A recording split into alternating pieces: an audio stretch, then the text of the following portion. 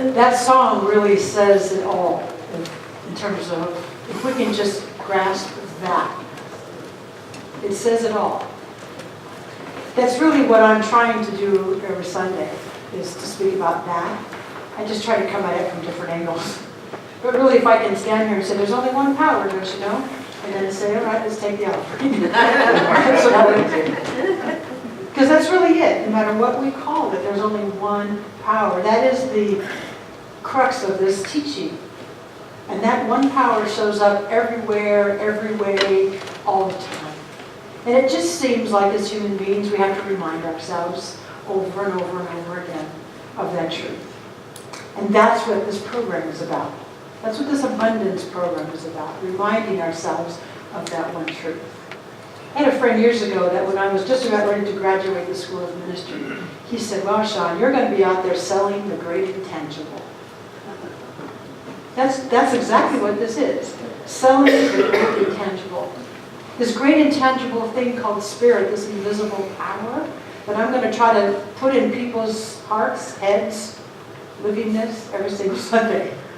The great intangible made tangible by us. Now it gets me. The great intangible is unknowable and knowable. We know it, we manifest it, we demonstrate it, we make it tangible. That's really the crux of this abundance program, is that we learn that it's already here and we bring it through us. So today is the culmination. Week 1 started with that whole idea of it's already here.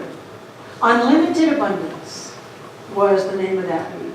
And I reminded us that abundance includes every bit of form that we could ever think of. Everything. So you look around, no matter where you look, when I say the word abundance, when Ernest Holmes says the word abundance, he means every bit of form that we could ever touch, feel, work with.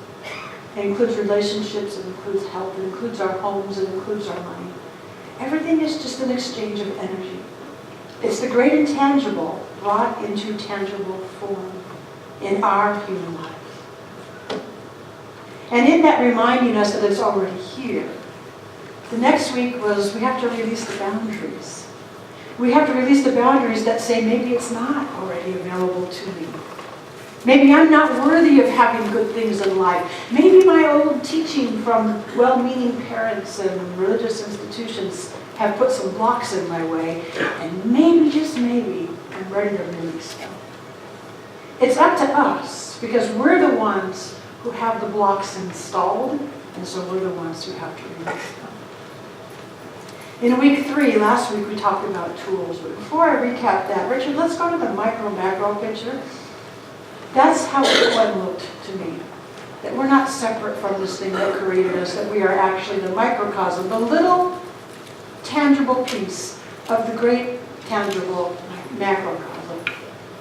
The next week was reminding us that everything, I use money because it seems to be the hardest one for everybody. It's right there. It is right there. And the people have their arms open. But that little blue line represents those limited thoughts that we want to dissolve, so that then can just flow. So if you can imagine, I didn't do a PowerPoint for this, but I'll ask you to use your imagination. The blue line, let's erase it. Let's erase it. Let's erase it. Let's erase it. And all that goodness is now falling. Can you see it? Yeah. Can you imagine it? The dollars can represent anything you want. That's what that looked like. I also reminded us on Breaking Free that day, the boundaries released, that sometimes it looks a little bit rough and violent. Let's go to the next one. Sometimes it looks like this. There's a whole lot of firepower that's required to break out of the old limiting beliefs. And something that held us in place, the structure, must fall away if it's no longer serving us. If we want to get ourselves out there, in this case, out beyond the Earth's atmosphere, in our case, out beyond limited living, and into that freedom. It takes a little bit of effort at the beginning, or maybe it takes a whole lot of effort at the beginning. Something must break away.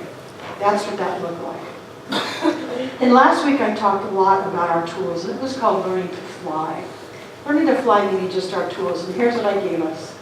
Affirmative prayer, spiritual mind treatment. Number one, remember to pray for the good that you would like in your life. Unexpected income. If you weren't here week one when I mentioned this, unexpected income is to notice all the good that comes your way, whether it be somebody paid for your dinner that night, somebody took you out to a movie, to notice all those unexpected things that come your way, and then perhaps to take a percentage of that and put it aside. Either you can save it or you can donate it. But it gets your awareness popped open to all the good that comes, more than your paycheck, more than your Social Security check, more than your retirement pension, whatever it is you're living on. That's only one avenue. So by noticing unexpected income, we start to realize, oh, good comes my way in a lot of ways. Conscious giving and receiving and or tithing. That was a big part of last week. I prefer the words conscious giving and receiving. It just, for me, feels really free. Tithing means 10%. It's just a practice. Tithing is a training wheel practice, really, to get us to the idea of conscious giving and receiving. Please note that you must receive. You cannot give if you don't receive, right? If you don't have it to give. So you got to open up the floodgates to the receiving as well. Bonnie came up last week, as she did last year, and reminded us of her savings practice. And just in case you haven't heard about it, it's something I'm practicing too. It's at the beginning of the year, you take $1 for week one. You put it in an envelope or some fancy little box, or however you would like to collect that. Week two, $2. Week three, $3, etc., etc., etc., etc. If you go all the way through the 52 weeks, you end up with $1,400. If you do it a little differently or a little creatively, you might end up with less, but hey, it's a practice. Another way you can do it is a penny a day or a penny a week. You can pick any amount, right? But the way Bonnie is doing it, it's exponential. You see, 2 weeks, 3 weeks, 4 weeks, 5, all the way up. So by the time you get to the last week, you're putting $52 in that week, or however you want to do it. And then at the end of that practice, you take a 10% or a certain amount and donate it to Harmony Center or to a good cause out there, and then you get to play on the rest. How fun is that? It's a great practice. I did it. It was very fun. I saved $960 by doing it, and it was fun. Lastly, the last tool probably should be first. Time in the silence to consciously connect with the source. The time that we spend connecting with the God of our understanding is probably the most valuable thing we can do. We go about life and we get so distracted. Name your issue, it doesn't matter. We get distracted by what's going on around us. It can be money, it can be economy, it can be politics, it can be relationships. We get distracted and we get stuck and we get, ain't it awful? By sitting quietly and saying, what do I know? Who do I know I am? Where do I feel the God of my understanding? Just even 5 minutes a day goes so far in feeling that communion, which takes us back to week one, is that is unlimited abundance. It's already here. It's already who we are. So those are the tools that I gave us last week. And I ended us last week by saying, we are the ones who must practice it and apply it. I can tell you, Abraham Hicks can tell you, Edwin Gaines can tell you, Wayne Dyer can tell you, Michael Beckwith can tell you. It doesn't make any difference who tells you if you don't practice it. You see? So anybody who's teaching you can only say, here it is, now you go play.